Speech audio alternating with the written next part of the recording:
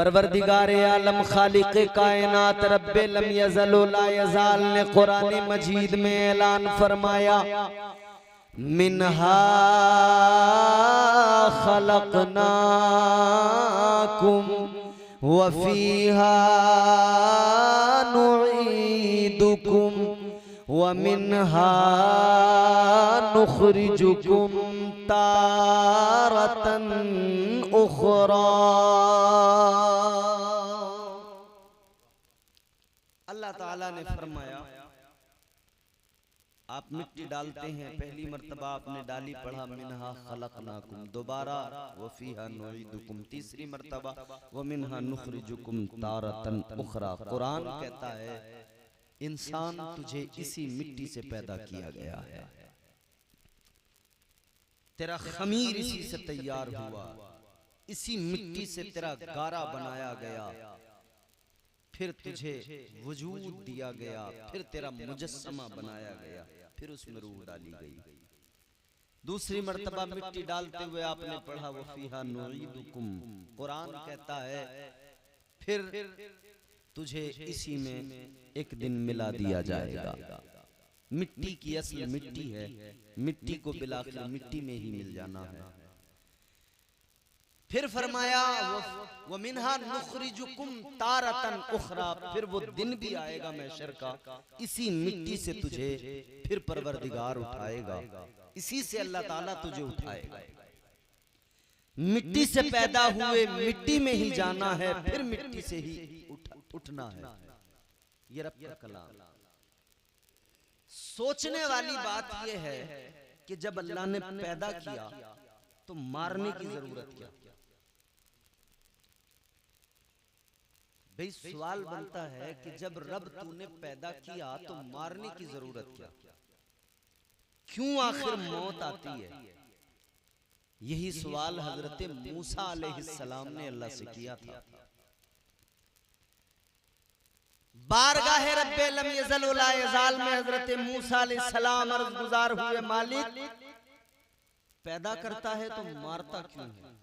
जवाब सुने, तबीयत खुश होगी और तसल्ली भी मिल जाएगी। ये निज़ाम कुदरत है, ये मेरे रब का कानून है।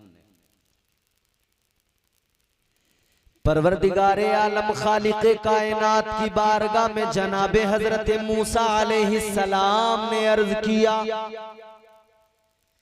अर्ज गुजार हुए मेरे मौला, ऐ मेरे परवरदिगार, तू जब जिंदगी अता करता है, पैदा करता है तो मौला मारता क्यों है? जिंदगी दी तो मारने की जरूरत क्या? परवरदिगार आलम की बारगाह में किसने सवाल किया? पैगंबर खुदा ने, वो जिनको अल्लाह ने कलीम का खिताब दिया, अल्लाह से बात करने वाले, गुफ्तगू करने वाले। परवरदिगार आलम की बारगाह में अर्ज गुजार हुए, मौला जिंदगी अता की तो मारता किस लिए है? अल्लाह ताला ने फरमाया, मूसा जवाब मिलेगा, लेकिन जरा पहले काम करो। या अल्लाह हुक्म फरमा। अल्लाह ने फरमाया, जाओ गंदुम की खेती करो। गेहूं कट गए आपके यहाँ? बोलो, कट गए, भुस भी तैयार हो गया, गेहूं पहुंच गए आड़त पर, भुस पहुंच गया भुस के कोठे में। अब थोड़ा थोड़ा रोज निकलता रहेगा फजर के वक्त और होती रहेगी सानी। एक बात सोचिए, आप भी गेहूं की खेती करते हैं। अल्लाह ने हजरत मूसा अलैहिस्सलाम को हुक्म दिया, ए मूसा जरा गेहूं की खेती करो। हुक्म मिल गया, बिल्कुल रेडी हो गए। हुक्म परवरदिगार है। जमीन को तैयार किया हजरत मूसा अलैहिस्सलाम ने। जमीन को तैयार करने के बाद में जमीन के अंदर दाने डाल दिए गए। आप जमीन को तैयार करते हैं, खेती करने वाले लोग। पहले पानी दिया, नरम किया जमीन को, फिर इसके सीने को चीर कर हैरो हल चलाकर बिल्कुल इसे मिक्स कर दिया, पाउडर के जैसा बना दिया, नरम कर दिया। फिर इस जमीन के अंदर दाने डाल दिए गए। किसके भरोसे पे डाले, किसके कर्म से उम्मीद लगा के डाले। आपने उम्मीद लगाई तो परवरदिगारे आलम से उम्मीद लगाई, क्योंकि हमारा अकीदा है राज़िक़ परवरदिगार है। हमारा अकीदा है हम एक दाना डालेंगे, परवरदिगार एक दाने से दरख्त पैदा करेगा और उस दरख्त के ऊपर कई बालियां लगेंगी, हर बाली में कई कई दाने होंगे। तो अल्लाह ताला एक दाने से कितने दाने अता फरमाता है। अब जरा गौर फरमाइए, पैगंबरे खुदा जनाब मूसा अलैहिस्सलाम ने गंदम की खेती के लिए जमीन को तैयार किया, दाना जमीन के अंदर डाल दिया। दाना डालने के बाद में अब इंतजार करने लगे, पौधा बाहर निकल के आएगा। और पौधा बाहर निकल के आ गया। जब पौधा बाहर निकल के आया तो उसकी देख रेख शुरू हो गई। जैसे जैसे वो बड़ा होता गया, उसको पानी भी वक्त पे दिया जा रहा है, उसको मकोड़ों से कीड़ों से बचाया जा रहा है, जंगली घास से उसको बचाया जा रहा है कि इसकी ग्रोथ में कोई फर्क ना पड़ जाए। ये धीरे धीरे परवान चढ़ता रहे, ये अपनी मंजिल पे पहुंच जाए। अल्लाह अल्लाह। अब ये जो है दाने जो डाले थे, जो पौधे निकले थे, ये पौधे रफ्ता रफ्ता बड़े होने लगे। जब पौधे बड़े हुए, अपनी मंजिल को पहुंचे तो बालियां निकल आई, बालियों में दाने भी पड़ गए। अब दाने पड़ गए, अब वो फसल भी पकने लगी। फसल जब पककर तैयार हो गई, पैगंबरे खुदा जनाब मूसा अलैहिस्सलाम ने जब फसल तैयार हो गई तो फसल को काटना शुरू किया। फसल काटने के बाद में हजरत मूसा अलैहिस्सलाम ने भूसा अलग कर दिया, गेहूं को अलग कर दिया, गेहूं को अलग किया, भूसे को अलग किया। अब परवरदिगारे आलम ने फरमाया, ऐ मूसा तुमने फसल उगाई, तुमने गंदम की खेती की, ऐ मूसा तुमने गेहूं की खेती की, तुमने फसल उगाई, मगर जरा ये बताओ, ये जो तुमने गेहूं की खेती की, ये तुमने फसल पकने के बाद में किस लिए इसको काटा? अब उस सवाल का जवाब आता है। अल्लाह ने फरमाया, काटने का हुनर तुम्हें कैसे मालूम हुआ, कैसे दिमाग में आया कि इसको काटा जाए? क्यों आपने काटा? अर्ज करने लगे, मौला जब फसल तैयार हो गई तो क्यों ना काटा जाए? बिल्कुल आम सी बात है, जब फसल तैयार हो गई तो क्यों नहीं काटा जाए उसे? परवरदिगारे आलम ने फरमाया, ऐ मूसा जरा लॉजिक तो बताओ क्या है? अगर तुम इसको ना काटते तो क्या होता? हजरत मूसा अलैहिस्सलाम बारगाहे रब्बे जुल जलाल में अर्ज करने लगे, मौला अगर वक्त पर फसल को नहीं काटा जाता तो फिर क्या होता? कोई हवा का झोंका तेज आता, इस सारी फसल को गिरा के जमीन दोस्त कर देता। और जब ये फसल जमीन से आकर लग जाती तो फिर ये जो दाने इसके अंदर लगे हुए थे, ये सीलन पकड़ते और फिर नतीजा ये निकलता कि ये गलने लगते। तो फिर क्या होता? पूरी फसल बर्बाद हो जाती। अगर वक्त पर गेहूं को अलग न किया जाता, भूसे को अलग न किया जाता, तो दाना भी खराब होता, न भूस बन पाता, न दाना ही निकल पाता। परवरदिगारे आलम ने फरमाया, मूसा जरा ये बताओ, ये बात तुम्हारे दिमाग में कैसे आई कि अगर वक्त पर दोनों को अलग न किया जाए तो दोनों खराब हो जाएंगे? अर्ज करने लगे मौला ये अक्ल मुझे तूने अता फरमाई, ये सोचने का मादा तूने अता किया, ये सलाहियत तूने दी, ये सोच समझ तूने अता फरमाई। तो अल्लाह ने फरमाया मूसा तुम एक फसल उगाओ, वक्त पर काट कर दाने को अलग करके, तुम्हारी अक्ल तुम्हें फैसला देती है, तुम दाने को अलग कर दिया करते हो, ये तुम्हारी सलाहियत है। और वो सलाहियत जो मैंने तुम्हें अता की ये वो अक्ल है जो मैंने तुम्हें अता की, ये उस अक्ल का फैसला है। ऐ मूसा मेरी दी हुई अक्ल जब तुम्हें ये बता सकती है वक्त आने पर दाने को अलग किया जाएगा, भूसे को अलग किया जाएगा, अलग न किया तो दोनों खराब होंगे। ऐ मूसा बिल्कुल इसी तरह है, वक्त आने पर जिस्म को अलग किया जाता है, रूह को अलग किया जाता है, ताकि जिस्म मिट्टी है मिट्टी में मिल जाए और रूह अपने ठिकाने को पहुंच जाए। अल्लाह ने फरमाया ये निजाम है हमारा, वक्त पर दोनों को अलग किया जाना जरूरी है, और अगर अलग नहीं किया वक्त पर तो क्या होगा, फिर दिक्कत पैदा होगी। दिक्कत कैसे पैदा होगी, कैसे परेशानी पैदा होगी। एक शख्स बनी इसराइल के अंदर था, बड़ा इबादत गुजार था, बड़ा नेक था। आप देखें दिक्कत कैसे पैदा हो, ये निजाम कुदरत है, कितना दुरुस्त है अपनी जगह। भाई फर्ज करो इंसान को पता लग जाए मुझे मरना ही नहीं है, अभी तो ये पता है कि मरना है, ये पता होने के बावजूद भी आप देखो ना, जानता है कि मरूंगा, जानता है कि ये अभी जवानी है खत्म होगी, बुढ़ापा आएगा, कमर झुक जाएगी, कमजोरी आ जाएगी, नकाहत होगी, चलने में भी दिक्कत होगी, जानता है, फिर भी आलम ये है कि दुनिया भर की मक्कारियां, दुनिया भर के जोरो जुल्म उसके अंदर पाए जाते हैं, जानते हुए कि मुझे मरना है।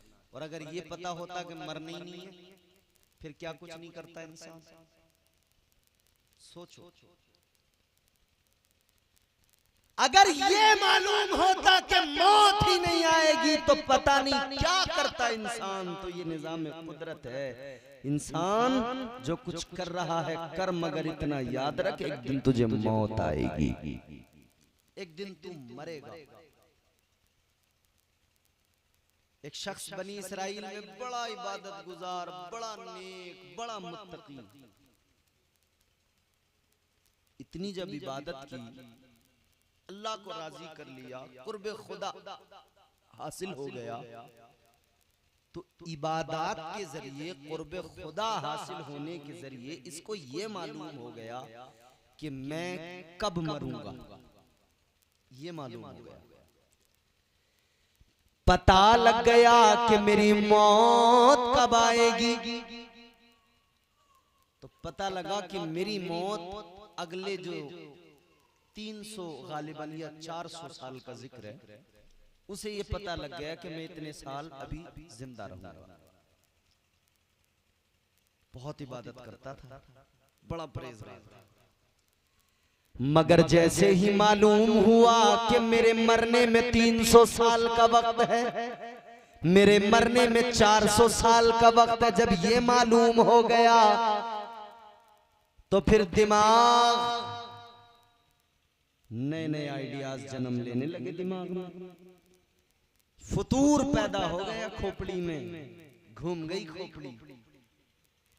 ख्याल आया अभी तो मरने में बड़ा टाइम है,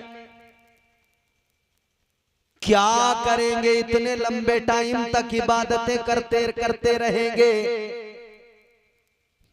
अल्लाह ने तौबा का दरवाजा तो खोल रखा है, तो सोचने लगा ऐसा करते हैं 400 साल की उम्र बची है आगे, 300 साल मजे की जिंदगी गुजारते हैं, 300 साल ऐश करते हैं, आखिर के 100 साल आएंगे तो अल्लाह से तौबा कर लेंगे और फिर इबादत करने लगेंगे, अल्लाह मुआफ फरमा देगा। 100 साल इबादत करके फिर मर जाएंगे। हो गई ना खोपड़ी खराब। पता लग गया था कितना टाइम। अब नमाजें बंद हो गई, इबादतें बंद हो गई, सजदे रुक गए। अब लग गया दुनिया के अंदर, लग गया खुराफात के अंदर, अब लग गया दुनियादारी के अंदर।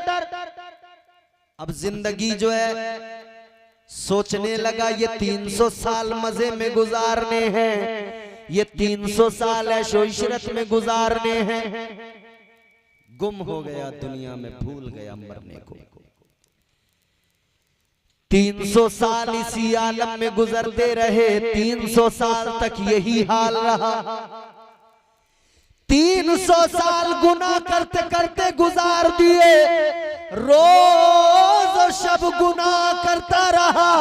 300 साल जब गुनाह करते करते गुजर गए, अब तबीयत इसकी आदी हो गई, अब तो ये आदी हो गया गुनाहों का। अब 300 साल मुकम्मल हुए, आखिरी 100 साल बाकी है। इसने जो सोच रखा था कि आखिरी 100 साल में तौबा करके इबादत करेंगे, आखिरी 100 साल में तौबा करके अल्लाह को राजी करेंगे, अब वो 100 साल आ गए, 300 साल उधर गुजर गए। अब तौबा करने का वक्त आ गया था, इसके अपने हिसाब से तौबा करने का वक्त आ गया था। लेकिन 300 साल तक गुनाह करते करते इसका जो है मिजाज आदी हो गया, इसका नफ्स गुनाहों का आदी हो गया। अब इसने तौबा करने के बजाय इसकी खोपड़ी में फिर नया फतूर आया, फिर नया आइडिया आया। अब ये सोचने लगा अभी तो 100 साल पड़े हैं, बहुत लंबा टाइम है, अभी से तौबा करके क्या करूंगा, अभी तो 100 साल की जिंदगी पड़ी है। ऐसा करते हैं 50 साल और इसी तरह से गुजार देंगे, अगले जो 50 साल होंगे उसमें तौबा करके अल्लाह को राजी कर लेंगे। जब नफ्स गुनाहों का आदी हो जाए, आज हम भी तो सोचते हैं ना, अरे मियाँ बड़ी जिंदगी पड़ी है, बुढ़ापे में जाके पढ़ लेंगे नमाज, अभी तो जवान है, बुढ़ापे में पहुंच के करेंगे इबादत। और फिर आमतौर पे आप देख लो मस्जिदों में बूढ़े लोग ही ज्यादा मिलेंगे नमाज में। कई देहात तो ऐसे हैं कि हमने देखा है कि रिटायर बूढ़े ही मिलते हैं वहां मस्जिदों में, जवान तो इल्ला माशाअल्लाह मगरिब में कभी नजर आ गए कारी साहब, या जुमे में या फजर में। ख्याल क्या है, मिजाज क्या है, वही मिजाज है कि अभी तो जवानी है, अभी बहुत टाइम पड़ा है। मगर ये भूल जाते हैं कि कितने जवान यही सोचते सोचते दुनिया से चले गए, उनकी जवानियां खाक में मिल गईं। कितने जवान थे जो सोचते थे अभी जवानी है, बुढ़ापे में अल्लाह को राजी करेंगे, उन्हें बुढ़ापा ही अल्लाह ने नहीं दिया, जवानी में ही अल्लाह ने उन्हें दुनिया से फारिग कर दिया, दुनिया को वो छोड़ गए। तो अजीजों ये सोचना तो बड़ी हिमाकत है कि अभी बहुत वक्त बाकी है। ये जब नफ्स गुनाहों का आदी हो जाता है तो फिर ये उसी में उलझा के रखता, उससे उबरने नहीं देता, निकलने नहीं देता।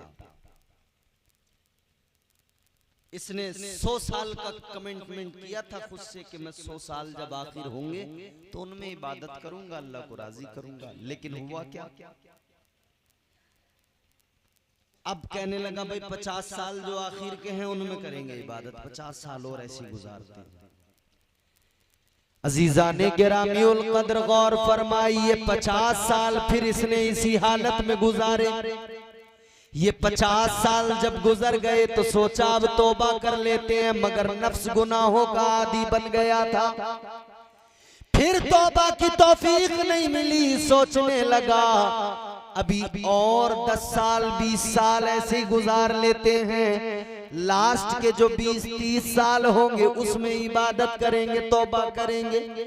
फिर आगे 10-20 साल गुजार दिए, फिर ख्याल आया अब तौबा कर ले, तो फिर वही सोच लिया आखिर के 10 साल में करेंगे तौबा। फिर ये वक्त भी गुजरा तो वो आखिर के 10 साल आए तो सोचने लगा आखिर के 5 साल में करेंगे तौबा, क्योंकि ख्याल ये था अल्लाह तो बड़ा करीम है, अल्लाह तो मुआफ फरमाने वाला है, अल्लाह तो तौबा को कबूल फरमाने वाला है, अल्लाह ताला तौबा को कबूल फरमा लेगा, गुनाहों को मुआफ फरमा देगा। इसी आलम में और वक्त गुजार दिया। अब सोचा अगले 5 साल करेंगे इबादत, मगर जब वो 5 साल आए तो ख्याल आया खोपड़ी खराब हो गई। फिर सोचने लगा आखिर का जो 1 साल होगा उसमें इबादत करेंगे, उसमें तौबा करेंगे। फिर वो 1 साल भी आ गया तो सोचा आखिर का जो महीना आएगा उसमें अल्लाह को राजी करेंगे, उसमें इबादत करेंगे। फिर वो आखिरी महीना भी आ गया तो सोचा अब इस महीने में भी आखिर के दिनों में अल्लाह को राजी करेंगे, आखिर के दिनों में इबादत करेंगे। याद रहे अजीजों, ये बड़ा अजीब मामला होता है जब नफ्स गुनाहों का आदी हो जाए तो फिर तौबा की तौफीक आसानी से नहीं मिलती है। क्या नतीजा निकला, आखिर दिन भी जिंदगी का आ गया और वो आखिर दिन भी यही सोचता रहा आखिरी घंटे में तौबा करूंगा, आखिरी घंटे में रब को मनाऊंगा। वो आखिरी घंटा भी गुजर गया। ऐ लोगों, ये बड़ा इबादत गुजार इंसान जब इसे अपनी मौत का वक्त मालूम हुआ तो नतीजा ये निकला गुनाह पे गुनाह करता चला गया, गुनाहों पे गुनाह करता चला गया। आखिरी दिन तक भी उसी आलम में रहा, तौबा की तौफीक न मिली, हत्ता के उसकी मौत का वक्त आ गया। दुनिया से रुखसत होने लगा, दुनिया को छोड़ने लगा, तौबा की तौफीक न मिली, तौबा न कर सका। ऐ लोगों, इसी आलम में वो दुनिया से चला गया, उसका इंतकाल हो गया, तौबा की तौफीक नहीं मिली। तो ये निजामे कुदरत है, वक्त पता किसी को नहीं है, लेकिन अल्लाह ने जिंदगी दी है और वक्त मुकर्रर किया है कि तुम्हारा जब वक्त आएगा जिस्म और रूह दोनों को अलग कर दिया जाएगा। अब तुम्हें अपनी मौत की फिक्र करना है और दुनिया में अपने आखिरत की तैयारियां करना है। कीजिए आखिरत। माशाअल्लाह, नारे तकबीर, नारे रिसालत, मसलकी आला हजरत फैज़ाने सरकारे मदीना, फैज़ाने सरकारे गौसे आज़म, फैज़ाने शाह जी मौलाना इम्तियाज बरकाती साहिब किबला, नारे तकबीर, नारे रिसालत। तो दुनिया से तो जाना और वक्त भी मुकर्रर है, मगर कैसे जाए, किस तरह से जाए, क्या अंदाज होना चाहिए, कौन सा तरीका है जिसको फॉलो करें कि हम उस तरीके पर अपने इख्तिताम को पहुंचे। तो तरीका एक ही है, कोई दूसरा नहीं। याद रखना अजीजों, एक तरीका है, फकत एक तरीका है, आमिना के लाल के गुलाम बन जाओ। एक ही तरीका है, ताजदारे मदीना के वफादार बन के दुनिया से जाओ। जब जनाजा चले देखने वाले कहें आशिक का जनाजा है, जरा धूम से निकले महबूब की गलियों में, जरा घूम के निकले। इधर जनाजा चले उधर जमाना कहे देखो ये नबी का वफादार जा रहा है। और जब गुलाम कब्र में पहुंचे तो फरिश्ते भी कहें ये जन्नत का हकदार आ रहा है। एक ही तरीका है। रईसुल कलम अल्लामा अरशदुल कादरी अपनी किताब लालाजार के अंदर एक वाकया नकल फरमाते हैं। कहते हैं कि अंग्रेजों का जो दौर था ना, जब अंग्रेजों का तसल्लुत था हिंदुस्तान पर, अंग्रेजों का जो भारत था, ये अंग्रेजों का जब तसल्लुत था, भारत तो हमारा ही था मगर अंग्रेजों ने कब्जा कर लिया था। तो उन दिनों ब्रिटिश कंपनी का राज था, उन्हीं के यहाँ पे अधिकारी, उन्हीं के तमाम ओहदेदारान। लखनऊ शहर बड़ा मशहूर है अपने अदब और नजाकत के एतबार से। पूरी दुनिया में लखनऊ को जाना और पहचाना जाता है। और किसी शायर ने वो कहा है ना, शिद्दते लखनऊ अरे तौबा, फिर वही हम वही अमीनाबाद। एक शायर अपने अंदाज से अपनी बात कह गया, मगर बात दर हकीकत यही है। दानिश्वर कहते हैं, उर्दू दां कहते हैं, अदीब लोग कहते हैं, उदबा कहते हैं कि उर्दू जबान लखनऊ में परवान चढ़ी है, लखनऊ में फरोग पाया है इसने। दिल्ली में पैदा हुई, लखनऊ में परवान चढ़ी, और हैदराबाद दक्कन में ये जवान हुई। वो लखनऊ एक साहब थे, एक देहात की, उनकी शादी लखनऊ में हो गई। इत्तेफाक ये कि उर्दू नहीं आती थी, मगर कह दिया कि भाई किसी मौलवी साहब से जरा से सीख लो, इतने अल्फाज तो सीख ही लो जो आम बोलचाल में बोले जाते हैं। तो मौलाना सलाउद्दीन साहब जैसे किसी इमाम साहब ने, किसी मौलवी साहब ने सिखा दिए चंद जुमले। बोले देखो, जब जाओ ससुराल तो सलाम बहुत तरीके से करना है, ऐसे नहीं करना सलाम अलैकुम, ऐसे भी नहीं कि सलाम अलैकुम। सिखा दिया, देखो अच्छे से सलाम करना, अस्सलामु अलैकुम व रहमतुल्लाह। बोला जी ठीक है, सीख गए। और बोले जब पहुंचो तो मालूम करना उनका हाल, कहना खैरियत से हैं आप लोग, मिजाज कैसे हैं। ये जरा गाड़े गाड़े चंद अल्फाज सिखा दिए। बोले बैठना तो ऐसे बोलना, उठना तो ऐसे बोलना, नहाने के लिए पानी चाहिए तो ये कहना, शादी हो गई। ससुराल पहुंचे शादी के बाद।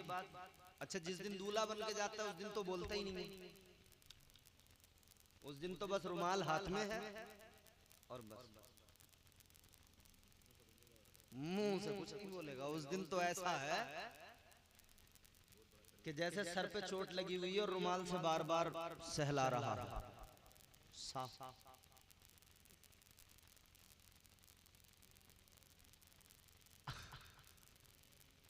दूल्हा जब बना हुआ होता है तो फिर उसकी हालत क्या होती है समझते? जहां खड़ा कर दो वहां खड़ा हो जाएगा, जहां बैठा दो वहां बैठ जाएगा। उस दिन तो कुछ नहीं बोला, जब नहीं बोला, मुंह का दरवाजा नहीं खुला तो पता किसी को कुछ नहीं लगा। अब अगला दिन जब आया तो बोलना ही है। ससुराल पहुंचा, इसने जाके बहुत गाढ़ा सलाम किया, अस्सलामु अलैकुम व रहमतुल्लाहि व बरकातुहू। तो बैठक में ससुर साहब के साथ पड़ोसी भी बैठे थे, उन्होंने कहा वालेकुम अस्सलाम व रहमतुल्लाह। बोले वाह जनाब, क्या दामाद आपने ढूंढा, जबान कितनी नफीस है, कितनी साफ सुथरी जबान है, देखे ना सलाम कितना अच्छा किया। बोले आइए आइए तशरीफ लाइए, बैठ गए। बोले आपके मिजाज कैसे हैं, बखैर व आफियत हैं आप? क्या कहने हैं भाई, वाह बड़ा उम्दा दामाद आपने ढूंढा है, बड़ी अच्छी जबान है। सिखा के भेजा गया था कि देखो ये बोलना। एक बात ये भी सिखाई गई थी, खीर को खीर मत कहना। बोले क्या कहना? बोले फिरनी कहना, फिरनी कहना। इसने मियाँ बिल्कुल ऐसे ही किया, बोला मैं सफर से थका हार आया हूँ, लिहाजा मैं गुस्ल करना चाहता हूँ, गर्म पानी मुहैया किया जाए, मैं गुस्ल फरमाऊंगा। पड़ोसी तो बड़े उछल गए, नहाने गया, नहा के निकला, बोला तौलिया पेश की जाए, मैं अपने जिस्म से मस हुए पानी को साफ करना चाहता हूँ। फिर बोला तेल पेश किया जाए ताकि मैं अपनी जुल्फों को खुशगवार बनाऊं।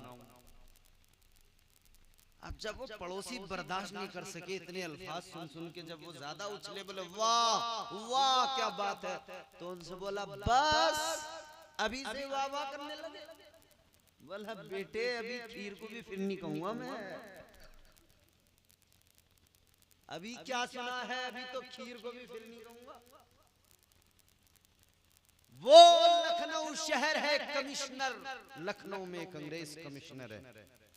वो जब आया तो मसला ये था कि उन दिनों उर्दू का ही चलन था, उर्दू से भी पहले फारसी का चलन था, फारसी जबान। पुराने दस्तावेज आज भी मिलेंगे तो फारसी में लिखी नहीं मिलेगी। फारसी का दौर था, फारसी का चलन था। अब जो अंग्रेज है वो तो अंग्रेज है, उसे तो फारसी आती नहीं, मगर यहाँ काम अभी तक दफ्तर में फारसी में है। तो इसे शौक पैदा हुआ कि मैं इस जबान सीखूं। बहुत जल्दी इख्तिसार के साथ बताऊंगा ताकि कम वक्त में बात मुकम्मल हो और आप भी जो है छुट्टी पा जाए। आप भी चाहते हैं कि अब छुट्टी हो ही जाए। ये लखनऊ के अंदर जो कमिश्नर आया, जरूरत भी महसूस हो रही है, ट्रांसलेटर की जरूरत पड़ती है, मुतरजिम की जरूरत पड़ती है। तो कहने लगा कि भाई किसी टीचर का इंतजाम करो, मैं फारसी जबान सीखना चाहता हूं। कौन है सबसे बड़ा फारसी जानने वाला? तो नाम बताया गया। उस दौर में लखनऊ में एक अल्लाह के वली, नाम हजरत मौलवी सिराजुद्दीन रहमतुल्लाह अलैह बताया गया। वो बहुत बड़े फारसी दां हैं, फारसी का इल्म रखने वाले। कहा उनको बुला लिया जाए। बुलावा भेजा कमिश्नर ने। किसने? बोलो। कमिश्नर ने। आपने कहा ठीक है पहुंच जाएंगे। जब पहुंचे तो कमिश्नर ने अपना मामला बयान किया। कहने लगा मैं चाहता हूं आप मुझे फारसी पढ़ा दीजिए।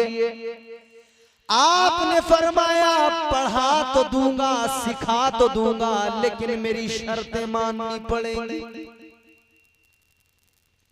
कमिश्नर बोला बोलो क्या है तुम्हारी शर्तें?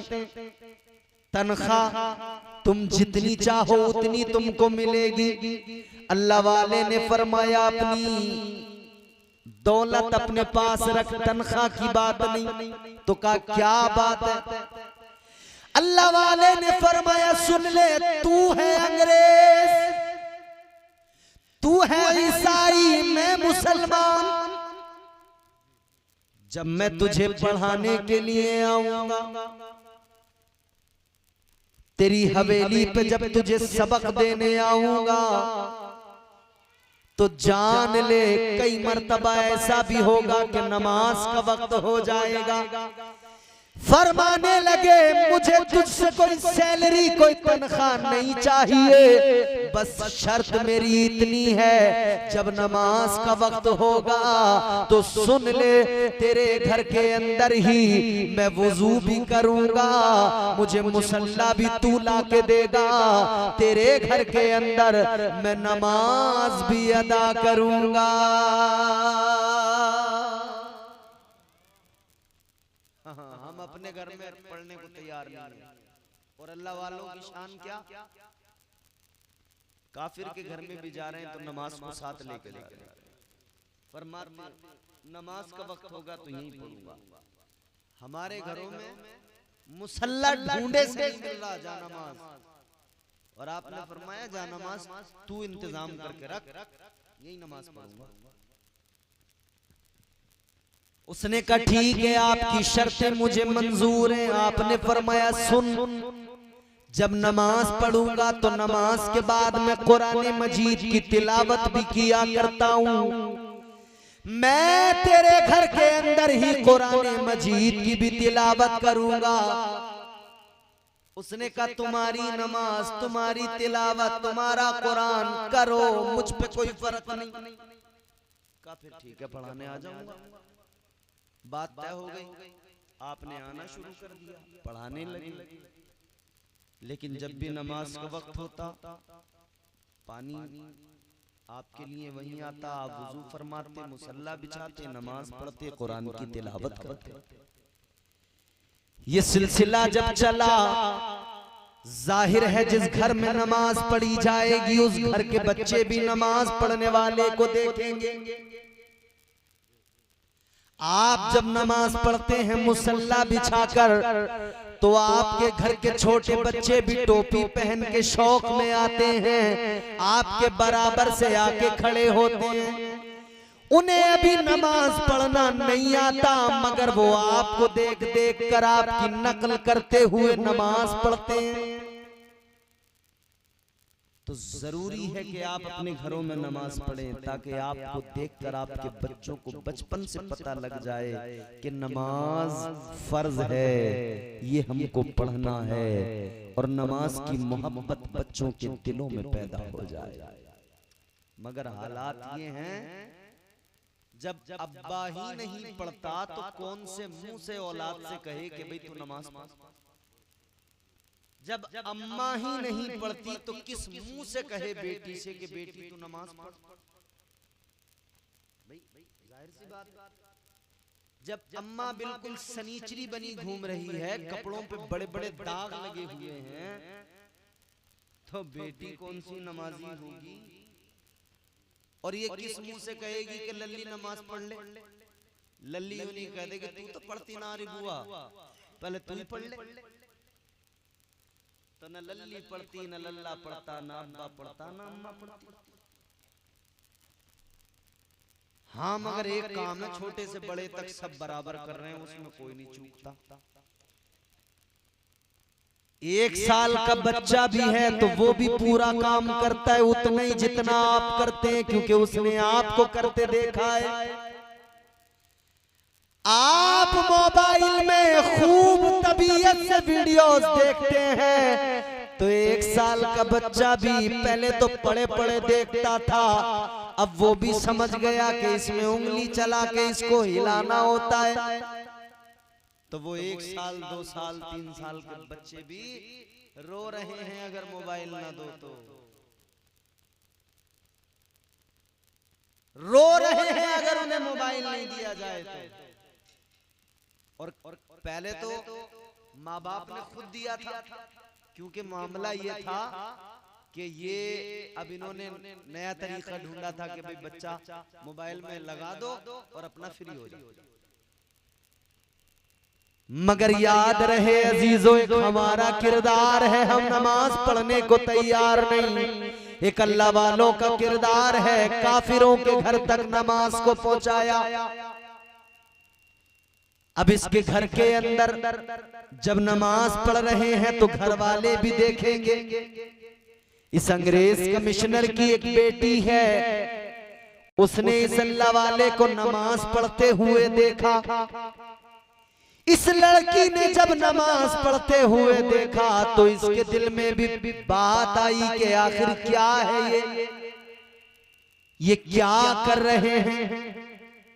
देखा 1 दिन 2 दिन, मगर जब अच्छा लगा ना तो फिर इसने ख्याल आया कि मैं भी क्यों नहीं ऐसा करूं। फिर इसने एक दिन देखा कि अल्लाह के वली ने नमाज अदा की, फिर कुरान पढ़ना शुरू किया। अल्लाह वाले की जबान से कुरान की आयतों को जब इसने सुना तो करीब आई। करीब आने के बाद में कहने लगी, आप जो पढ़ते हैं ये क्या है। अल्लाह के वली ने फरमाया, ये मेरे रब का कलाम है, ये मेरे परवरदिगार का कलाम है। इसने इतना सुना तो कहने लगी, जरा सुनाओ। और सुनाते सुनाते समझाते भी जाओ।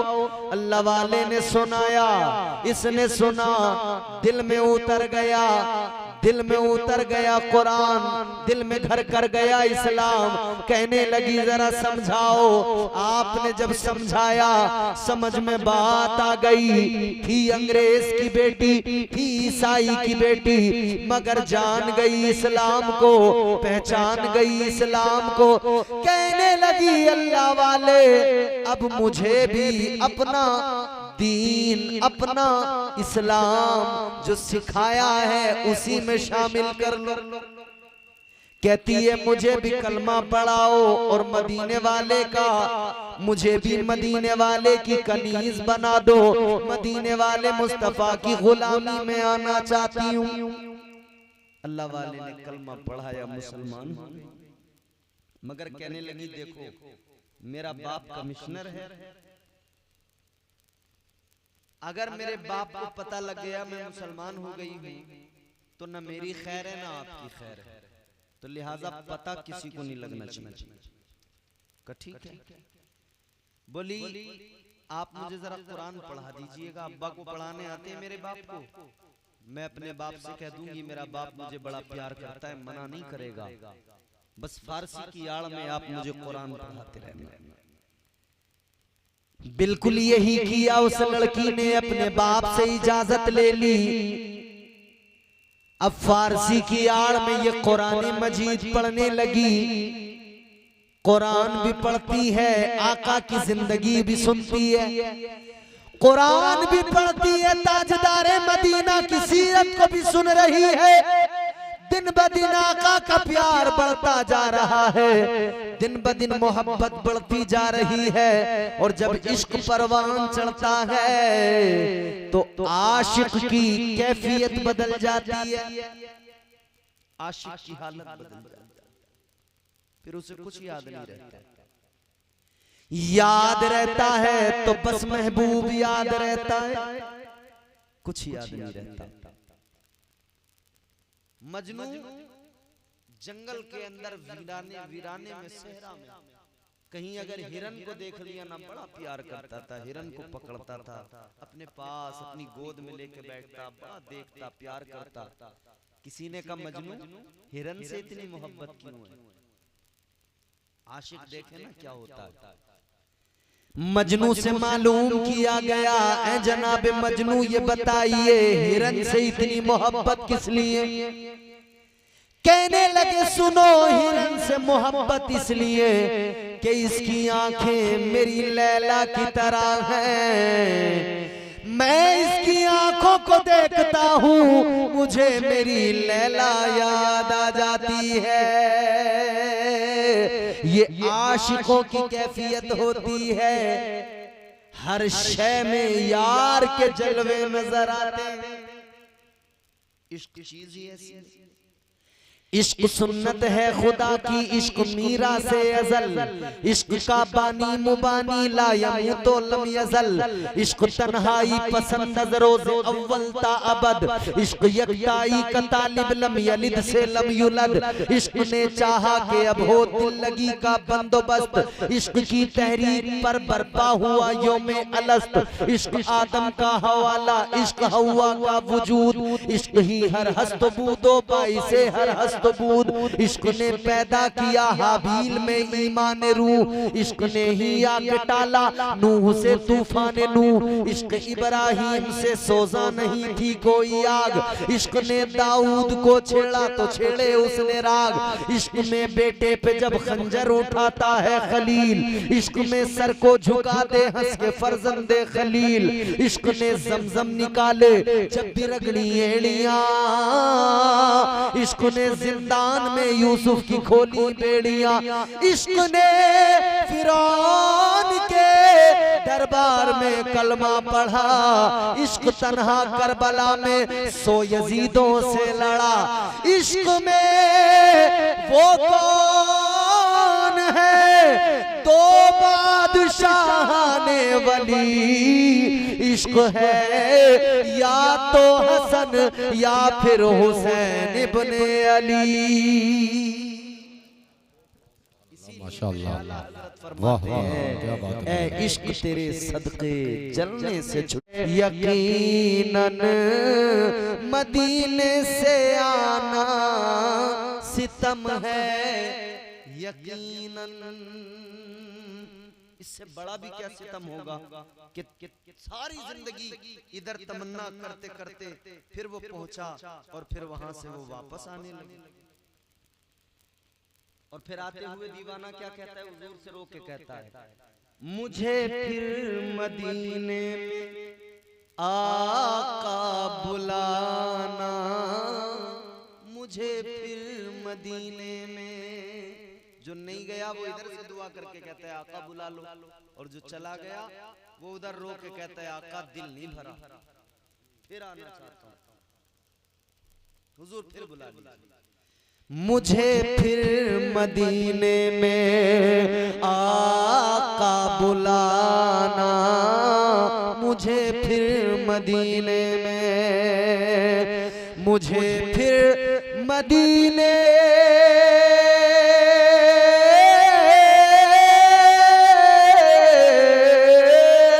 मुझे फिर मदीने में आका बुलाना, मैं ठहरा हूँ जितना वो कम है यकीनन, मैं ठहरा हूँ जितना वो कम है यकीनन, मदीने से आना सितम है यकीनन, यकीनन ये सितम है। और फिर सनद अपनी ये खुशी भी होती है दीवाने को कि मैं जा तो रहा हूं मगर खाली हाथ नहीं जा रहा। सनद अपनी बख्शिश की ले जा रहा हूं, सनद अपनी बख्शिश की। मैं जानता हूं कि अब आप और हम सभी चाहते हैं कि अब जल्दी खत्म किया जाए, लेकिन ये 8-10 मिनट आपके मैं और लेना चाहता हूं, आप बस इसी तरह से सुन लें। सनद अपनी बख्शिश की,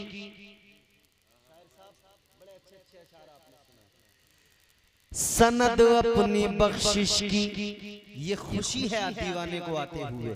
सनद अपनी बख्शिश की ले जा रहा हूँ, सनद अपनी, क्योंकि हुजूर ने फरमाया, मेरे आका फरमाते हैं जिसने मेरी कब्र की जियारत की उस पर मेरी शफाअत वाजिब हो गई। सनद अपनी बख्शिश की ले जा रहा हूँ, सनद अपनी बख्शिश की, सनद अपनी बख्शिश की ले जा रहा हूँ, सनद अपनी बख्शिश की ले जा रहा हूँ। ये सब मुस्तफा का करम है यकीनन, ये सब मुस्तफा का करम है यकीनन, मदीने से आना सितम है यकीनन। और मदीने में रहना है जन्नत में रहना, मदीने में रहना है, मदीने में रहना,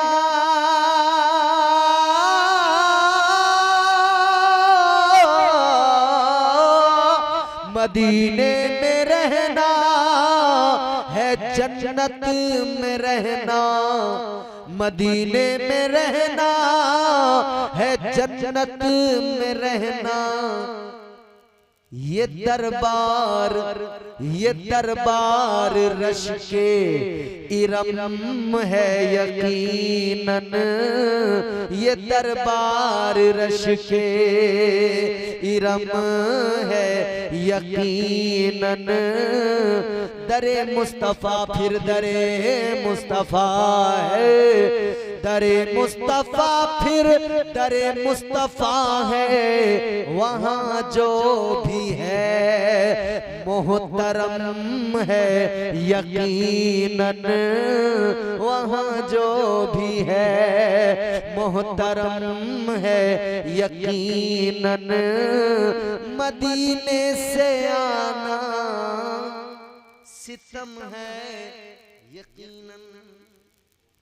अब उसकी कैफियत बदली, हर वक्त मदीना मदीना मदीना मदीना मदीना मदीना मदीना इतना याद किया कि अब जाने जाना से मिलने का वक्त आ गया, जिंदगी के इख्तिताम का वक्त आ गया। अब जरा देखें इस कैफियत को, बाप फिक्रमंद, माँ फिक्रमंद, बेटी रोज रोज कमजोर होती जा रही है, बिलाखिर बिस्तरे मर्ग को पहुंच गई।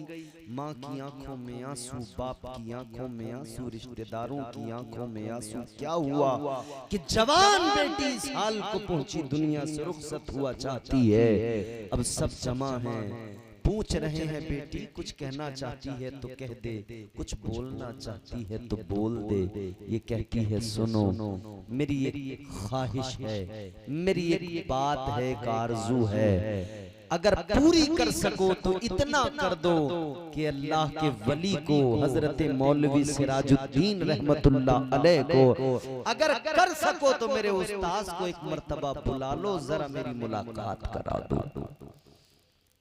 बेटी बिल्कुल बुलाएंगे, बुला लिया गया। ताजदारे मदीना वाली कायनात मुस्तफा जाने रहमत के प्यारे दीवानों, गौर करो, अल्लाह वाले को बुलावा भेजा गया, बुला लिया गया।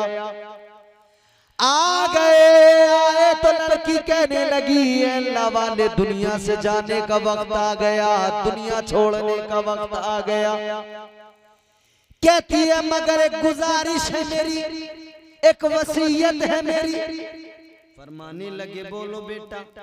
कहने लगी मैं मुसलमान हूँ, आप जानते हैं, अल्लाह जानता है, अल्लाह का रसूल जानता है, न मेरा बाप जानता, न कोई रिश्तेदार, न मेरी माँ जानती, किसी को मालूम नहीं। कहने लगी अल्लाह वाले जब मेरा इंतकाल हो जाएगा, मेरा बाप चूंकि कमिश्नर है, बड़ा ओहदा है, ये मुझे ईसाई समझता है, ये तो अंग्रेजी तौर तरीकों के मुताबिक मुझे ईसाइयों के कब्रिस्तान में ताबूत में रख के गाड़ देगा। मगर आपसे मेरी गुजारिश है, ये मेरी वसीयत है, इस पे अमल कर लेना। जब ये मुझे दफन कर दे, आप रात के सन्नाटे में मेरी कब्र पे जाना, कब्र की मिट्टी हटाना, मेरी लाश को निकालना, मेरी नमाज़े जनाजा पढ़ लेना और मुझे मुसलमानों के कब्रिस्तान में दफन कर देना। वसीयत कर दी कि इतना मेरा काम कर देना। अल्लाह वाले ने फरमाया ठीक है बेटा, इतना काम कर देंगे।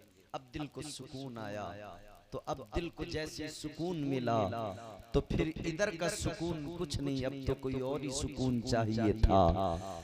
अल्लाह अल्लाह मेरे आला हजरत फरमाते हैं, हो जानो दिल होशो खिरद सब तो मदीने पहुँचे, जानो दिल होशो खिरद सब तो मदीने पहुँचे, तुम नहीं चलते रजा सारा तो सामान गया। इसकी कैफियत भी ये दिल गया सब गया, अब मेरा यहाँ क्या काम है। एक लंबी सांस भरी और दुनिया को अलविदा कह दिया, दुनिया से रुखसत हो गई। ये मुस्तफा की दीवानी दुनिया छोड़ के चली गई। इसका इंतकाल हुआ। इख्तिसार के साथ बात सुने, फिर बिलाखिर यही हुआ कि ईसाई मजहब के तौर तरीकों के मुताबिक इसको एक ताबूत में रखकर ईसाइयों के कब्रिस्तान में दफना दिया गया। हजरत मौलवी सिराजुद्दीन रहमतुल्लाह अलैह उस तदफीन में शामिल हुए, इसलिए नहीं कि उन्हें ईसाइयों से कोई लगाव था, बल्कि इसलिए कि वो जो मैयत जा रही थी कोई ईसाई नहीं थी, वो मुस्तफा जाने रहमत का कलमा पढ़ने वाली नबी की एक आशिका थी। तो आप इसलिए गए थे कि कब्र की जरा पहचान भी करना है, रात में आके लाश को निकाल के नमाजे जनाजा भी पढ़ना है, और फिर उसके बाद में मुसलमानों के कब्रिस्तान में दफन भी करना है।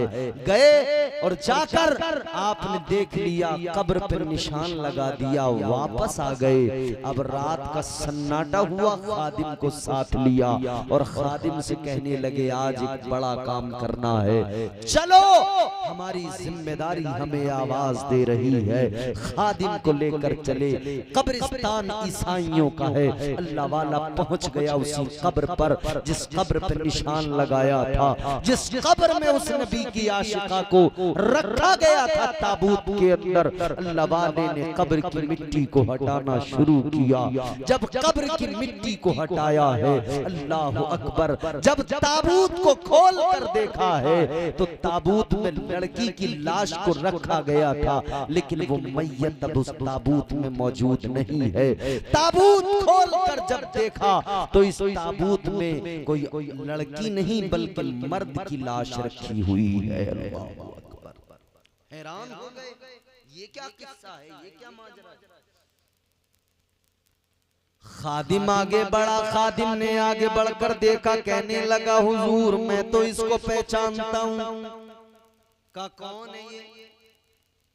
कहने लगा हुजूर ये ईसाई भी नहीं है तो मुसलमान, लेकिन ईसाइयों के कब्रिस्तान में ईसाई लड़की, उस लड़की की इस ताबूत में ईसाइयों के कब्रिस्तान में आया कैसे? और ये तो यहाँ का है भी नहीं, लखनऊ का नहीं है ये शख्स, का कहाँ का है? ये तो बनारस का रहने वाला है, बनारस के मिर्जा जी हैं ये।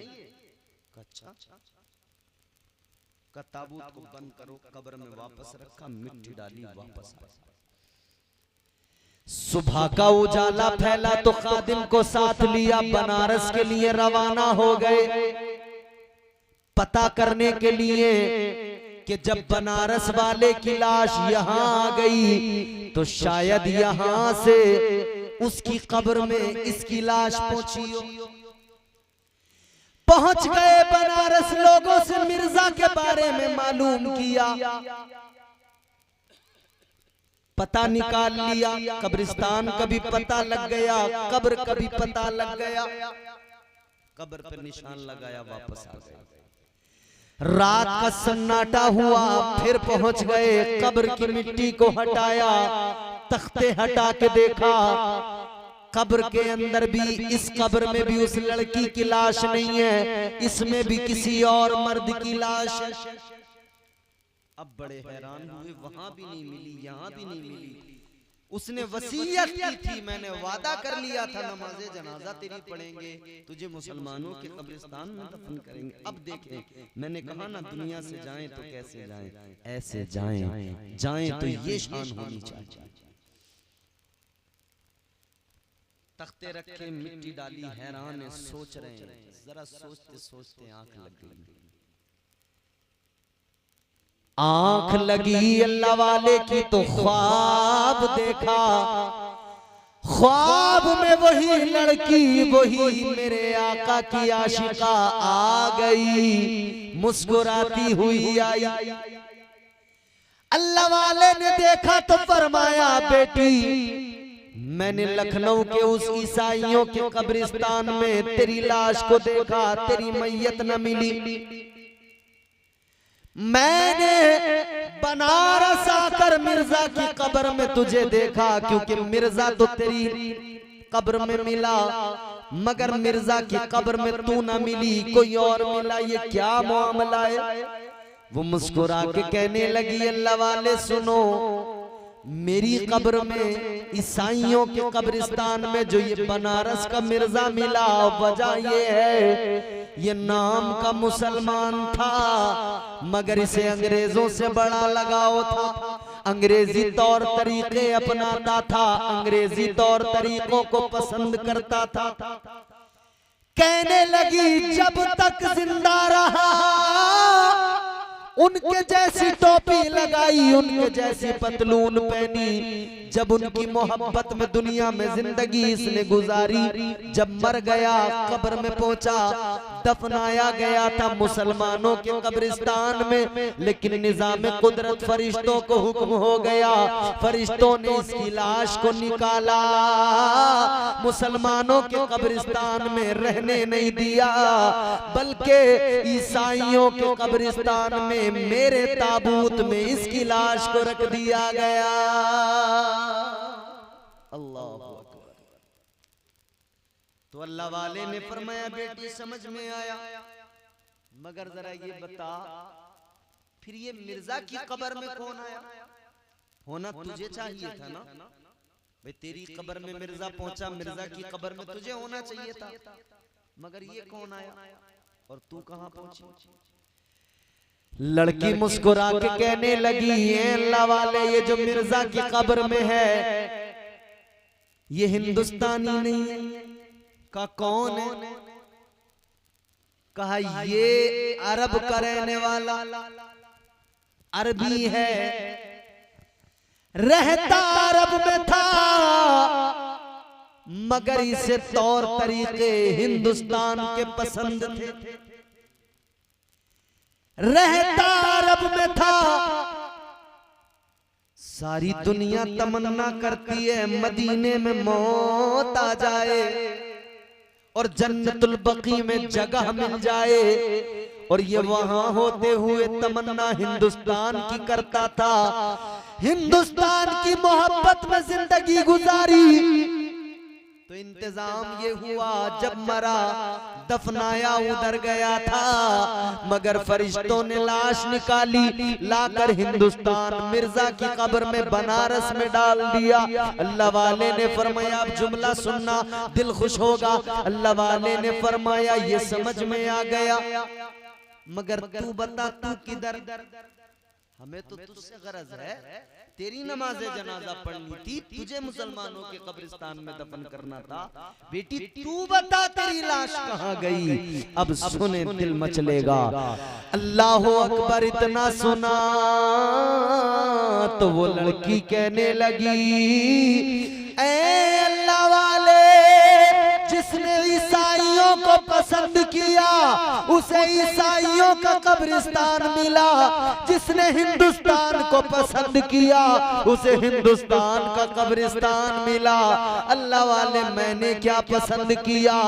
मैं तो बस जिंदगी भर मदीना मदीना मदीना करती रही, मैं मदीना मदीना पुकारती रही, मैंने मदीना पसंद किया तो मेरे परवरदिगार ने मुझ पर करम फरमाया, फरिश्तों को हुक्म हो गया, फरिश्तों ने मेरी लाश को निकाला, फरिश्तों ने मेरी नमाज़े जनाजा पढ़ी और फिर मुझे हिंदुस्तान से ले गए कि ले तू मदीना मदीना करती थी, मदीना जन्नतुल बकी में दफन कर दिया। ऐसे दुनिया से जाओ इधर मदीना मदीना करो, दफनाया इधर जाए और जमीन सारी सिमट जाए और हमको मदीना पहुंचा दिया जाए, आका की बारगाह में पहुंचा दिया जाए। अल्लाह अल्लाह, क्योंकि मदीना तो मदीना है। मेरे आका ने फरमाया अल मदीनतु कुल्लुहुम फिल जन्ना, आका ने फरमाया सारे मदीने को अल्लाह ताला ने जन्नत बना दिया है। जाना है दुनिया से, वक्त पर जाना है, मगर ऐसे जाओ जैसे गुलाम जाते हैं, ऐसे जाओ जैसे आशिक जाते हैं, ऐसे जाओ जैसे मुस्तफा के दीवाने जाते हैं। दिल दर्द से बिस्मिल की तरह लौट रहा हो, सीने पे तसल्ली को तेरा हाथ धरा हो, गर वक्त अजल सर तेरी चौखट पे झुका हो, जितनी हो कज़ा एक ही सजदे में अदा हो, ढूंढा ही करें सदरे क़यामत के सिपाही वो किसको मिले जो तेरे दामन में छुपा हो। ऐसे दुनिया से जाएं, अल्लाह हमें आखिरत की फिक्र करने की तौफीक अता फरमाए। परवरदिगार हमारे गुनाहों को मुआफ फरमाए। अल्लाह ताला हम सबको कहने सुनने से ज्यादा अमल की तौफीक अता फरमाए। परवरदिगार आलम की बारगाह में दुआ है, दौराने गुफ्तगू बतकाज़े बशरियत जो मुझसे गलतियां हुई हों मेरा रब मुआफ फरमाए। हुक्म हमारे बड़े भाई मोहतरम कारी महफूज साहब का है। ये बड़ी इनसे हमारी कुर्बतें हैं, इनकी बड़ी नवाजिशात भी हैं हमारे साथ। अल्लाह ताला इनकी उम्र को खैर आफियत से दराज करे। 2-3 शेर में इनके हुक्म पर पेश कर देता हूँ, मोहब्बत के साथ सुनिए और जोर से कहिए सुभान अल्लाह। हमारा तरीका है मेराज भाई, जब भी हम कोई भी मौका होता है, खुशी का मौका हो, गम का मौका हो, हर मौके पर ये महफिलें सजाते हैं, लोगों को बुलाते, कहते भाई आइए हुजूर की बातें करेंगे, हुजूर का जिक्र करेंगे। तो वही जो हमारा तरीका है, सुने हम क्या कहते हैं, लोगों को जमा करते हैं, बुलाते हैं, फिर क्या अहमद मुख्तार की बातें करें, अहमद मुख्तार की बातें करें, अहमद मुख्तार की बातें करें, अहमद मुख्तार की बातें करें, आइए सरकार की बातें करें, आइए सरकार की बातें करें, अहमद मुख्तार की बातें करें। उनके जिक्र पाक से तर है ज़बान, उनके जिक्र पाक से तर है ज़बान, उनके जिक्र पाक से तर है ज़बान, क्यों भला बेकार की बातें करे, क्यों भला बेकार की बातें करे, आइए सरकार की बातें करें। और बड़ा खूबसूरत शेर है, बतौर खास समात करें। जिस जगह नाजिल हुई पहली वही, जिस जगह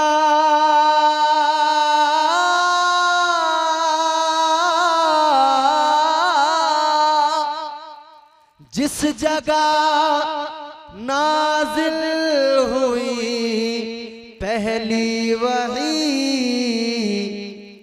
जिस जगह नाजिल हुई पहली वही, उस हिरा के गार की बातें करें, उस हिरा के गार की बातें करें। मुर्तज़ा शेरे खुदा मुश्किल कुशा, मुर्तज़ा शेरे खुदा मुश्किल कुशा, मुर्तज़ा मुश्किल कुशा शेरे खुदा, मुर्तज़ा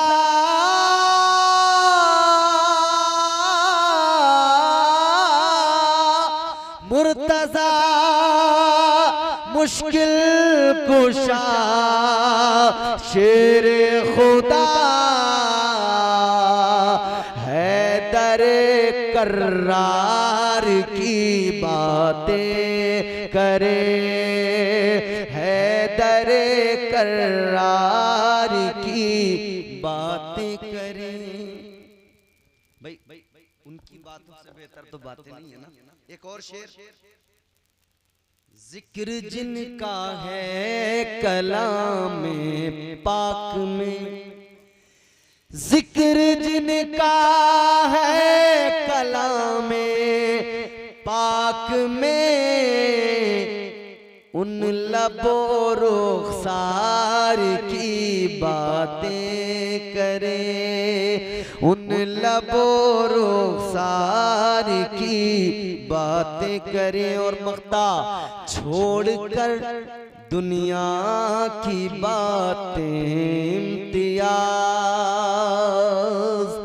छोड़कर दुनिया की बातें इम्तियाज। दुनिया की बातें तो बहुत करते हैं ना, इतनी करते, सुनते भी वही हैं, करते भी वही हैं, उसी में उलझे हुए हैं, मगर वो बातें किसी काम की नहीं। क्यों? वजह ये है कि उन बातों में मियाँ दुनिया की बातों में सिर्फ दुनिया है, सिर्फ खसारा है, सिर्फ नुकसान है। ये हर किसी के हाथ में मोबाइल होता है, उठाते हैं तो कुछ ना कुछ सुनते ही हैं, कभी गाना, कभी कव्वाली, कभी बिलाखिर कानों को जरा म्यूजिक से मजा आता है ना, पसंद आता है म्यूजिक। तो कई लोगों ने एक तरीका ये इजाद किया कि भाई अब म्यूजिक सुनना है तो कैसे सुने, तो चलो कव्वाली के जरिए सुने, चलो उसमें उछल कूद कर लेंगे। तो हमारे यहाँ कई झगड़े पैदा हो गए, बाल हिला के और म्यूजिक पे खुद भी झूम रहे हैं और लोगों को भी उन्होंने लगा रखा, अब नाचो नाचो नाचो। इस्लाम नाचने नचाने का मजहब नहीं है।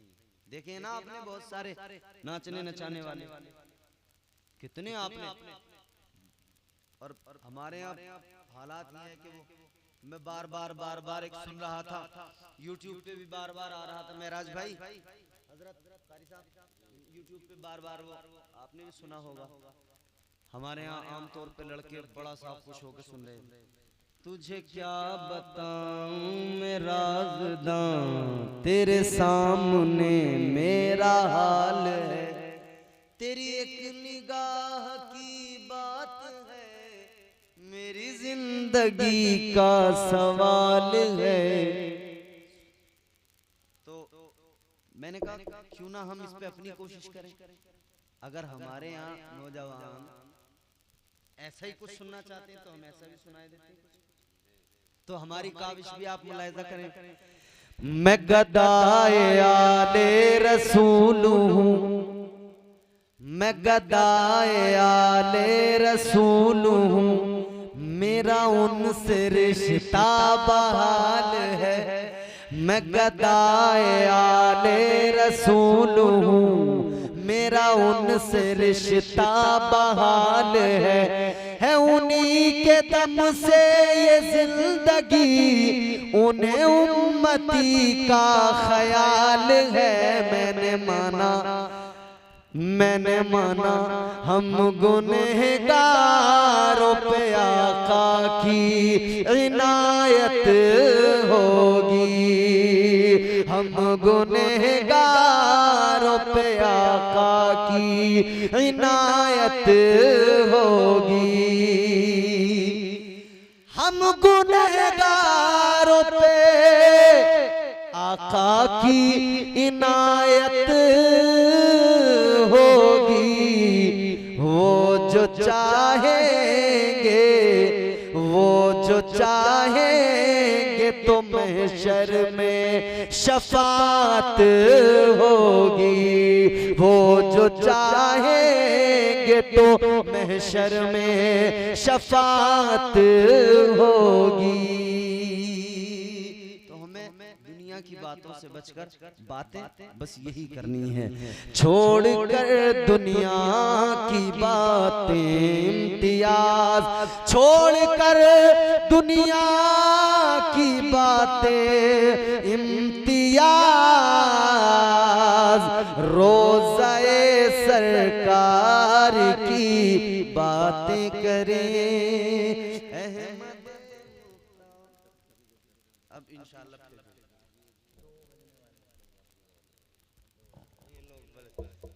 बैठे बैठे थक गए होंगे सभी। अब ये वाली फरमाइश फिर कहीं पूरी कर दें।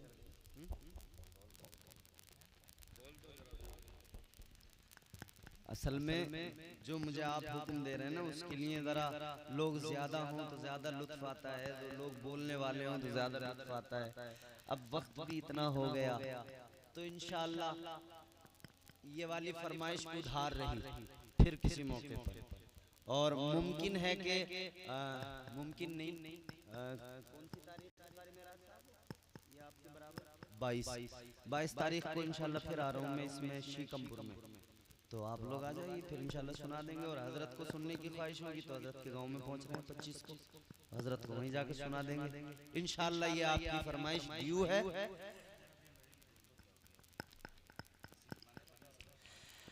न छेड़ मुझको चटाई पे बैठा रहने दे, तमाम शहर का फाका खरीद सकता हूँ।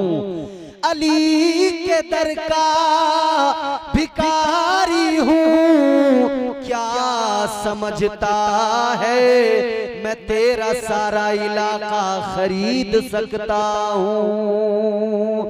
आ दुश्मन है दर देख जरा हर समत फजा में अली अली, प्यारों के लिए प्यारी प्यारी कुलजेवावा में अली अली। कौन अली कौन अली, गर अलिफ से लो इंसान अली, बेसे कामिल बुरहान अली, तेसे ततहीर की जान अली, से सकलैन की शान अली, हर मख्फी बात का राज अली, और जीम से पाक जवाज अली। कौनैन में है जीशान अली, हे से हक की पहचान अली, खे से खत्मुल कर्रार अली, और खालिक का शाहकार अली, शहजादे हुस्न जमाल अली, रे से रहबर हर हाल अली, वाहिद की कसम वाजिद भी अली, हर फेज़े से जाहिद भी अली, बेबदल अली बाकी भी अली, मेरा सीन से है साकी भी अली, सच्चा सच्चा काफी भी अली, और शीन से है शाफी भी अली, है स्वास से सादिक जिक्र अली, और ज़ुआस से ज़ामिन फिक्र अली, ता से तरफ़ैन में नूर अली, ज़ा से पुरनूर ज़हूर अली,